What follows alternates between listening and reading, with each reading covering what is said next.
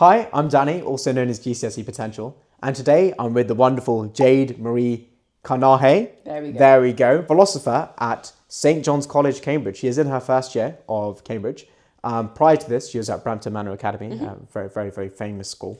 Yeah, go ahead and introduce yourself. So thank you, Danny, for having me. As he has mentioned, I'm currently studying philosophy, and we'll get into a bit more detail about my university application and why I ended up choosing Cambridge in the first place. So to begin with, why philosophy? For me, the first thing that came to mind was my first experience with philosophy. And this happened in year 8. It was a brilliant program, and it was essentially a time where we were engaging with a question: is there an external world? Now, not a lot of schools have the opportunity to do stuff like this, but being able to speak with so many students about this really big question that we don't really think about because it seems quite odd was very entertaining, and this led me to be more interested in asking really big questions. And so as a result of that, I became interested in studying religious studies. So my A-levels, I did maths, further maths, economics, and religious studies. And religious studies was essentially looking at Christianity, ethics, and philosophy. And so that was everything that I wanted. And because philosophy is so multidisciplinary, I wanted to be able to continue that further as someone who's more interested in analytical philosophy, ethics, political philosophy, and open to learning about more branches and how they're applicable to the world as well. Definitely very interdisciplinary, and that takes us on quite nicely from why philosophy to why Cambridge. Funnily enough, I was going to apply to Oxford first. Really? Yes. Which course did they do? Philosophy and... Maths and philosophy. Oh my god. So beginning of year 12, Yeah. I really wanted... Actually, no. Yeah, beginning of year 12, I really wanted to have an interdisciplinary subject. And I felt like the joint degree of maths and philosophy encompassed my interest in maths and also asking these big questions, because maths and philosophy are very much intertwined. Yeah. But then when I learned that I had to do the MAT and that I was up against people who have literally done maths since they were 3 years old and had competed internationally. MAT, just to interrupt you, is a mathematical aptitude test for Oxford University, and it's like insanely difficult. It's like A-level maths on steroids. Exactly. And so kind of knowing who I was up against, even though... Some toe! I knew- Some toe! If you know, you know. Sorry. I knew that if I was going to be doing the MAT, I would have to put a lot of blood, sweat and tears in that preparation. And I think ultimately, because I really enjoyed philosophy as a discipline, I wouldn't be able to do that as much with the joint degree. And so in the end, I kind of did more research because I still wanted to apply to Oxbridge. Yeah. And so looking at Cambridge's philosophy course melds both worlds together really well. And because of that, I thought that philosophy at Cambridge was more my thing. Yeah. I loved the city as well. I'm someone who loves nature, and it's so nice. And when it came to actually choosing between, okay, am I sure that I want to go to Cambridge or not Oxford? Ultimately, it came down to the course, the place, and if I saw myself being there, which I definitely did. Nice. And the final question I have with regards to that is, why not PPE then? Why didn't you consider that? So PPE, for those of you who don't know, is philosophy, politics, and economics, and is a course at Oxford, but isn't a course at Cambridge. I guess the closest substitute maybe is human, social, and political science. Yeah, kind of. But it's not really the same thing. Now, the reason why I didn't do PPE was because I don't necessarily have an interest in politics. Yeah. And I know in the first year we have to do politics, philosophy, and economics, but I was only really interested in philosophy and economics. Yeah. And I think another thing that was quite interesting is I knew how hard the TSA was going to be. Yes. And who I was up against. Yep. So that was another thing to factor into my decision. Also, I didn't really like Oxford as a uni. When I visited both, I ended up loving Cambridge a lot more. Yeah. So what are the common characteristics of someone who you think studies philosophy? So if you see this in a person, you think you should probably study philosophy. The thing that comes to mind is not being afraid to think outside the box. And I think that comes from the way that I am able to think, and also the feedback that I even got from my interview at Cambridge. And so a lot of people are very scared to talk about their own opinion and stick to the book because you're used to revising for a test to regurgitate the information and not really think on the spot as much. If you're able to question things and think about other factors that aren't necessarily being considered, I think that's a very good sign that you're interested in philosophy. If you're able to do that now, you would enjoy the course. Perfect. Great. Okay, now moving on. GCSEs. What sort of GCSEs do you need to do if you want to go to Cambridge for philosophy? Now, this is a really good question. And I think the first approach I'm going to take is GCSEs and applying to Cambridge just generally. And so for me, I got 9 9s and 1 8. So for those of you who don't know, that is 9 A stars. Yes. And then 1 A star, or like low A star, whatever. I think I had a very strong set of GCSE grades. And don't let this deter you from applying to Cambridge, because for philosophy specifically, don't have any GCSE requirements. And so no subject for Cambridge requires you to have a certain grade in GCSEs. This requirement really comes for A levels, but this kind of just shows your academic profile from year 11. If you're interested in Oxbridge, but you're scared that your GCSE grades aren't the best, I think Cambridge is probably the best option to kind of look into. But also, don't be put off by Oxford. There's a lot of things you have to consider. It's so complex. Just a few things I wanted to touch on. For philosophy in particular, do you think there are any GCSEs which are more important than the others? I personally don't think so, but if I were to pick a few, maths is good, not necessary, but you don't need to have a mathematical background to be good at logic. You don't necessarily need to have a background in religious studies or philosophy either, because I think philosophy really is a skill and an interest that you can pick up independently. I know people who didn't do religious studies or philosophy at all and still got in for philosophy. So what A levels are sort of required for philosophy? Are there any which you think would help you for philosophy? So with A levels with philosophy, the minimum grade requirements is A star AA, and they don't necessarily require you to do subjects. There are a few that they recommend. So for example, from the top of my head, maths, religious studies, philosophy, English literature, history. So looking at the essay-based subjects like English and history is useful in terms of being able to get text and dissect that. But then looking at a skill that can come with maths is, again, this ability to break down problems and find a solution from things that you already know. Now, for me, I didn't choose my A levels because I wanted to study philosophy. I chose the subjects because I genuinely found an interest in them. Being able to do maths, further maths, economics, and religious studies was useful in just having a really broad scope over very different subjects, which made my studies in A levels so much more interesting. In terms of predicted grades, I would definitely say that they should at least meet the grade requirements. Because if they don't, then I doubt that they really look at your application. And A levels aren't the only thing that they will look at. And I think something that you have to bear in mind is they will look at your application holistically. So if you, for example, only have A star AA as your predicted grades, but you know that you're up against people who have 3 A stars or 4 A stars, don't let that deter you from applying, because there are so many other parts in your application that will help you stand out. And 2 more things if you don't mind. Firstly, what were your predicted grades when you were applying? Yes. And secondly, what did you end up achieving? My predicted grades were 3 A stars because I did my maths A level in year 12 and I was fortunate to get an A star. Woo! And so in year 12. And so I ended up only doing further maths, economics, and religious studies in year 13. So I got A star AA, and that was the offer that I needed to meet. For them, they didn't consider my maths grade. So I had to get A star AA. Wow. And they didn't lower that because of maths. And I was 1 mark off an A star in economics. Rough. I mean, you made it to Cambridge, so yeah, A level's not the end of the world. Can't complain. Okay, now moving on to more of the Oxbridge application process. You need to submit a personal statement, a MyCambridge application. For some courses, you need an admissions test, and you also have to do an interview. And obviously, you were selected for an interview, so you might not necessarily get one. You might get rejected without one. So to begin with, let's touch on personal statements. Give us your spiel on personal statements. I loved my personal statement. I know every school will structure theirs differently. The way that I structured my personal statement was that I had 3 paragraphs and a very, very small conclusion, didn't necessarily have an introduction. And each paragraph talked about a unique topic in philosophy. It was important for me to be strategic in this process because not only was I applying to philosophy at Cambridge, but I was also applying to philosophy at Edinburgh, York, Bristol, and then philosophy, logic, and scientific methods at LSE. And my focus mainly was analytical philosophy and philosophy of science.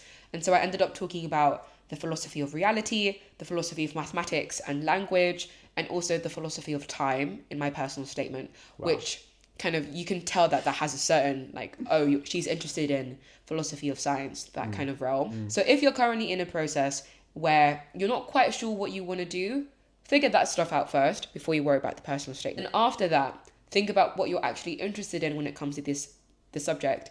And a good thing that you should probably do is look at the course outline, because what this shows is what they actually teach you and what's relevant to talk about. You don't necessarily always have to talk about what they're teaching at the university, but it's a good idea to have at least one paragraph that is relevant to most of the universities you are applying to. So when I was writing my personal statement, I made sure to show other people and get their advice to see if there was anything that I was missing. Every single paragraph would have at least one book and at least one article. Talk about that in a lot of depth. Don't start listing things. Well, if you talk about too many things, then it kind of just ruins the entire mood of your personal statement. In terms of things I wish I did more of, I was quite happy with my personal statement and I did it quite early on. When do you think they should get their personal statements done? Basically started writing my personal statement after I finished my maths A-level. So that was June of year 12. Nice. Early, because that's due in October for Oxbridge, so. Yeah, and then I basically finished that before the Easter holiday. So I had a good draft by the time it was July. Over the summer holiday, I didn't really change anything in the personal statement. The only thing that I wanted to do when I came back to school was show my religious studies teachers and to get their opinions and just refine it even more before sending it off when did I send it off? I sent it off at the end of September and then I heard back in November. About your interview?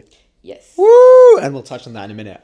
Final thing I just wanted to ask about personal statements. A lot of students stress about supercurriculars and the quality of supercurricular. They think you need work experience, stuff like this. Are there any myths that you want to dispel? What is it for philosophy that you think is most important when it comes to supercurriculars? If you could, what are some of the supercurriculars that you put in your personal statement that got you into Cambridge? So if you're applying for Oxbridge, you're reading philosophy books, listening to podcasts, going to lectures. Now, you can still definitely talk about work experience and extracurricular stuff if you wish, but that shouldn't take up a bulk of your personal statement. In terms of giving you a percentage, I'd probably say 90% supercurricular and 10% extracurricular. And even though I was applying to other universities, I still got all 5 of my offers. Woo! Despite me only talking about my extracurriculars in 2 lines. Now, in terms of what I actually did, I used a question that I looked at in the Brilliant Club and I removed the Brilliant Club mention altogether and just said that my first grapple with philosophy involved. And then I only spoke about 2 articles in that first paragraph. Second paragraph,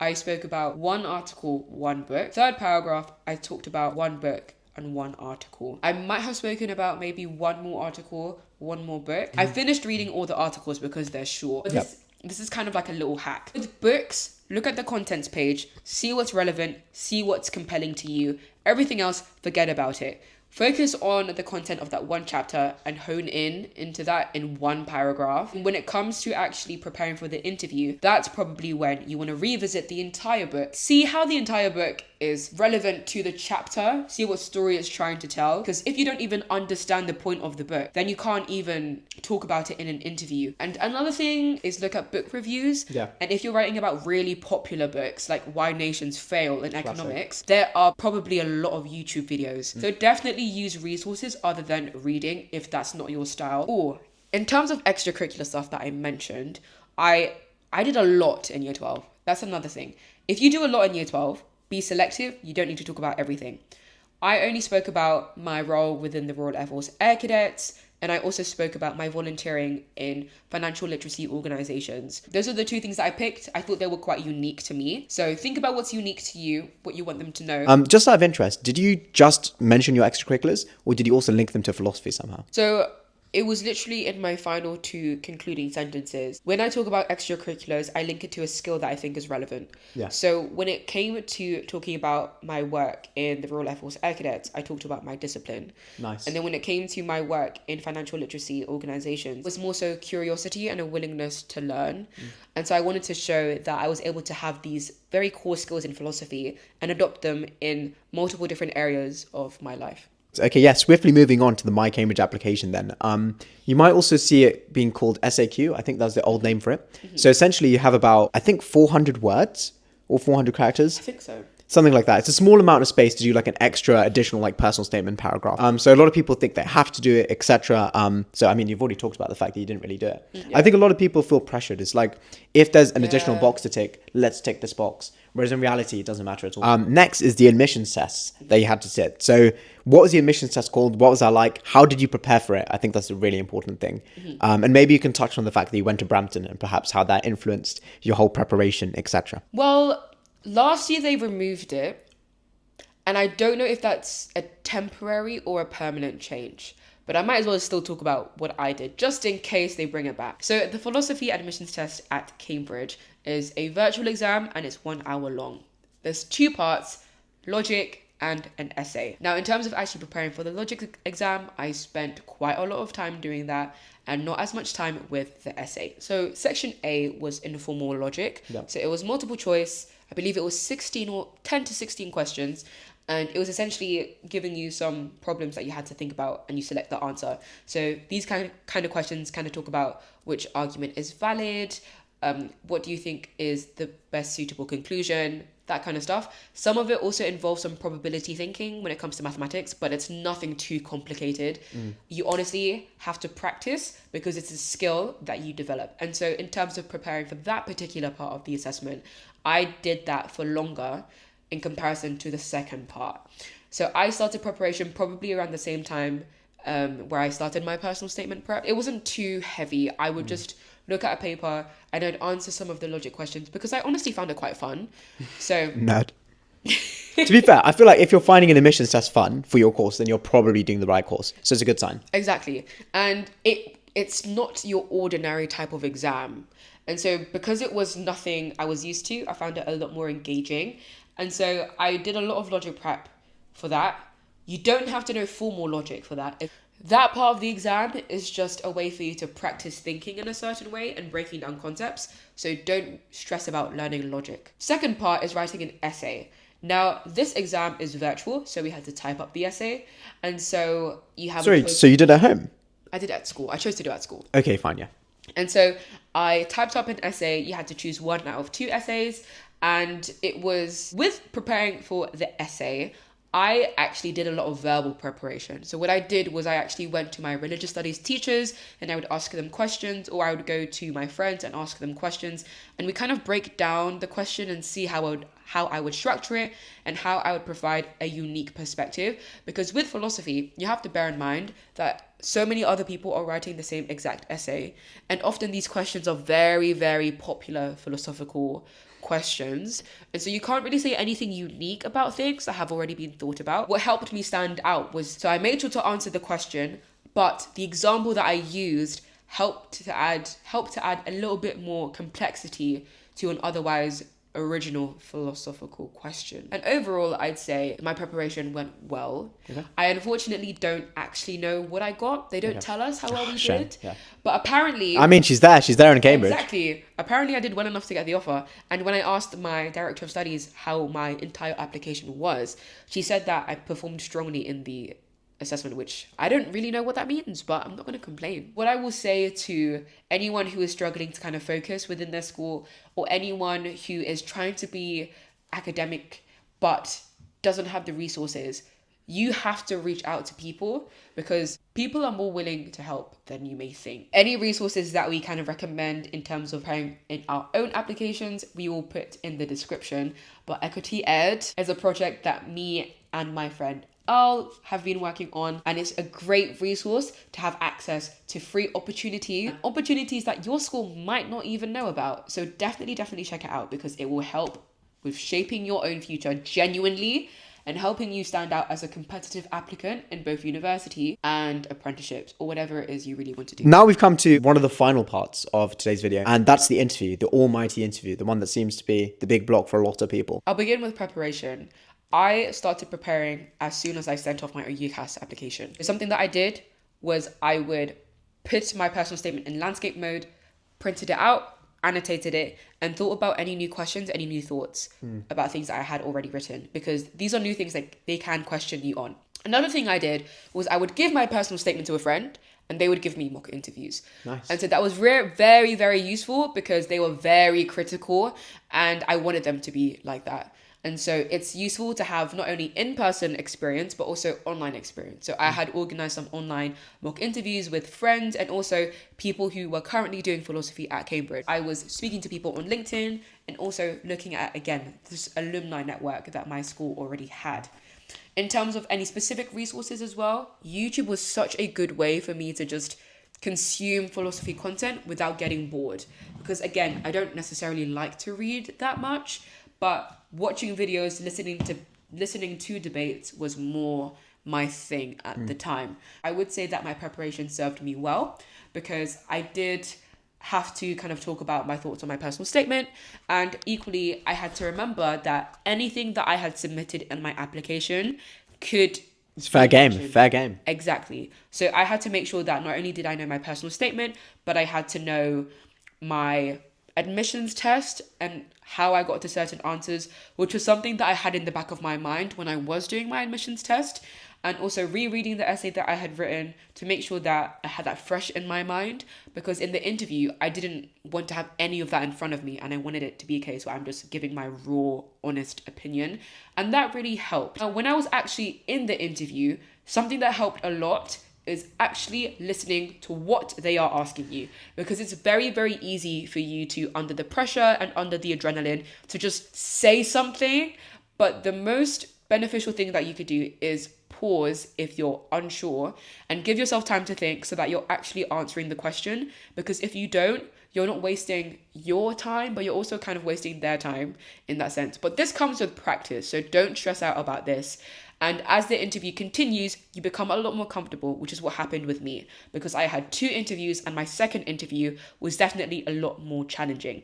So when it was more challenging, I made sure to listen to what they were asking me, made sure to ask any clarifying questions, pause when needed to, and also think outside the box. So first answer the question directly, but also see what other considerations you aren't already acknowledging and seeing how that can be important in your answer as well. Perfect. And any other specific resources that you can think of? So I was fortunate to be on a program, the Pelican program provided by Corpus Christi College at Cambridge. And I did this in year 12. And a lot of the articles that I had written about in my personal statement, I had gotten from the program. So that program gave me resources that I specifically used in preparation, which is kind of unfair because it's only exclusive to people on the program. However, I do share a lot of the resources that I used in a Google Drive, which Danny will put in the description. In terms of YouTubers, Alex O'Connor, aka the Cosmic Skeptic, was really good at just kind of showing me what it means to be a good listener and a good debater, which I think was very important in just my own personal skill development, but also practicing listening and how to answer the question directly. I think I also just randomly browsed the internet as well. Fast. So a lot of the resources can be useful there. ChatGPT was great. So when I was trying to prepare for my personal statement interview and also just random philosophy questions, I would copy and paste my personal statement into ChatGPT. I would prompt it to say, you are a Cambridge philosophy interviewer. Using this personal statement, please provide 10 questions that you think will be challenging for students to answer. And that helped me a lot with just thinking a lot more outside of my comfort zone. And then equally, I would ask it to generate some philosophical thought experiments or questions to help. On top of that, looking into very popular thought experiments in different areas of philosophy. So for example, Philippa Foot's trolley problem. I think it's called Mary's Room, and you basically look into the color red and this is whole experiment. So there are so many different thought experiments that you can think about because they could ask questions about that, and also the essay that you write in the admissions test could be about that as well. Moving on now, so I think that covers everything with interview. How's Cambridge actually going? How are you finding it? How was your first year at Cambridge? It's been going good. I think first term was a time for me to experiment. So I did a lot of things. So it was like philosophy was on the back burner, basically. So I was doing rowing, powerlifting, athletics. I tried some lacrosse. And I also made sure to socialize. So I didn't really say no to social stuff. I was very open to going to things. And that was really, really beneficial because I was able to see how much I could handle. Obviously, I was doing content creation, and then I started my YouTube channel during the first few weeks as well of first term. And so that was very useful because then it showed me what I wanted to do with my time. And how's the course been going? How's philosophy been going itself, academically? It's been really interesting and also challenging because I didn't do an essay subject that needed me to read a lot of stuff. So when I had to do a lot of reading, it was just like, oh, I don't really know what to do here. And philosophy isn't as demanding compared to other degrees. And so when I was doing the reading, I found it quite challenging to use that reading and answer questions. But I learned to kind of adopt to it and learn when to just move past irrelevant things. But there are times when it gets a lot. So I'm thinking about how exactly I should be prioritizing my time, especially since exam season is literally around the corner. Perfect. That's a perfect way to round off. Thank you very much, Jay. This has been a very long video, but hopefully it's been useful. That was how to get into Cambridge philosophy at undergraduate level. That's it, I guess. If there's any other resources, all of them will be in the description, hopefully linked below. Thank you so much for coming on. Hopefully you've enjoyed your time here on GCSE Potential channel. Of course. And I will come back again soon, hopefully. There we go. Sounds like an absolute plan. Thank you very much. That's a wrap.